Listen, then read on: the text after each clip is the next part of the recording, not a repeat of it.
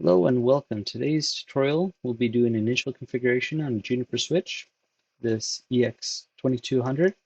We're going to serial into this device and configure SSH on the management interface here um, that connects to this out-of-band network. This out-of-band network has a DHCP server that has provided this interface with an IP address. Let's get connected in. Right. So I have the command prompt up here. It's booted up. It doesn't have a host name currently, so it's this amnesiac is what it's labeled as right now. The default password is root with no password. Get into here. So there's nothing configured into here just yet. And so when you initially connect in through root, you're not in the JuneOS operating system just yet. You're actually to the BSD shell of the device. So if you did an ls, you could see the files, the pwd, you could see what directory you're in. But we want to configure this switch. So we're going to type CLI. That gets us into here. It changes the command prompt from this percent to greater than. This is operational mode, where you'll do a lot of show commands and other things like that. Let's get in and start configuring this. So we'll do configure. The first thing that I want to do is set up a host name. So if I do set system host name, and we'll say EX2200 lab. As you can see, nothing actually happened. It hasn't changed anything. It doesn't show that we're on this device yet. We haven't committed anything. So if we do a commit, right now, we can error. Not allowed to do any configurations unless it has a root password. So what we're going to do is set system root authentication plain text. Hit enter, password one more time. And from here, we could actually commit our changes. So this commit will take a little bit of time, but as you can see, no errors. It's allowing us to make that change.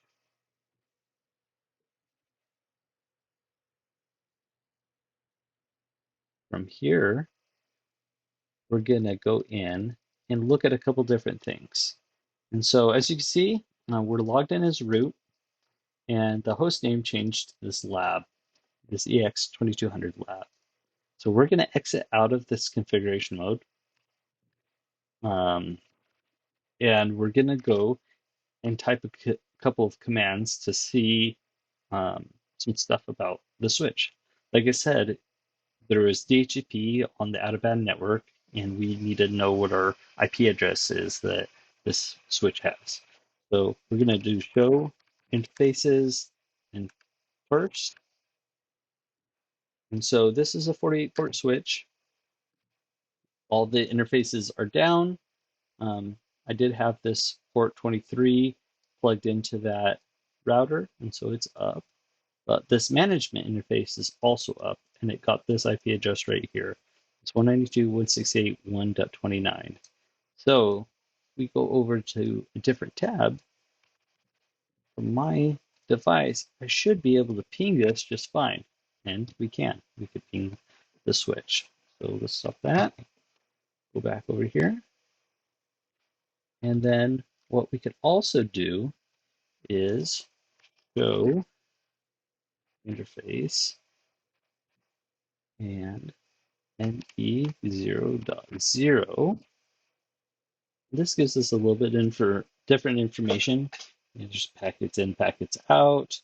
It also gives us the IP address that it has and whatnot. And so from here, what we're going to do is we're going to go in and enable SSH. So let's go back into configuration mode. Set system services SSH. One thing that's nice about Juniper is it always shows the full commands. And so even if you tab or space, it'll complete a command. So we're going to commit this, and for enabling SSH, it takes a little bit more time than a regular commit. I'm not 100% sure, but I'm pretty sure that what's happening in the background is that it's creating the crypto keys related to the SSH. And because of that, it takes a little bit more time. And so we'll let this run for a little bit as it's going there. We'll go over to the other screen here and get this set up so that we can connect in a second. So we're going to SSH as root to the IP address 192.168.1.29. Back over here, take a look. Not quite done yet. Be done here in just a second. It looks like it's finished. All right, let's get connected via SSH. And so we get connected here, and yes, now I'll put the password in. Right, and we're still in a BSD shell here, the CLI, and we're in operational mode. So we can do our show version, and whatnot. So all looks good there. All right, the next thing I want to do is the reason why we keep on going into that BSD is we're using that root password. And so what I want to do is set up a normal user, well, a super user. Let's go into configuration, set system login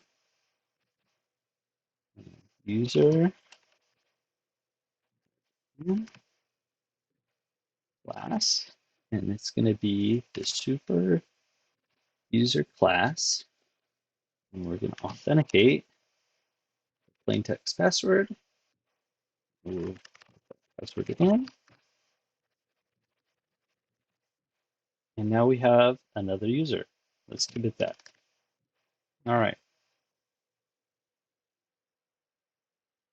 that committed in, and then what I'm going to do is I'm going to exit out of this root user and SSH in again as this admin user. Let's exit, and exit. All right, we're back into my laptop here. We're gonna, instead of logging in as root, we're gonna log in as admin. Okay, and it gets logged in. And as you can see, we're actually in the Junos OS right here now with this admin user. So that's pretty awesome. All right. Some other things that we could do is show chassis. Let's see what we have here. Let's do environment. So this is a little bit about the power supplies, the statuses, the temperature and things like that. Show system. Let's see what kind of system commands we could do. Say users, since we have multiple users. These are the users that are connected in. We have somebody connected in via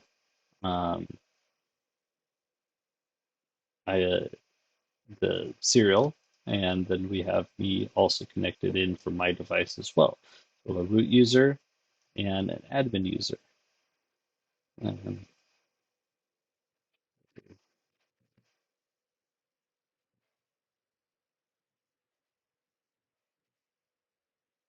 There's all kinds of different commands that we could use here. Let's see if we have any alarms. Show chassis alarms. All it says is there's a miner that we booted from a backup root. This is one of the things that I need to fix is load in the firmware for the primary. So let's do a show system. alarms. It did a rescue configuration because I did a factory reset, and then it's given a similar error here talking about um, the firmware. We'll get those fixed later. That's about all I have for today. Thank you for watching this. If you want to see anything else, let me know. I'll be going through some more Juniper videos to come. Thank you.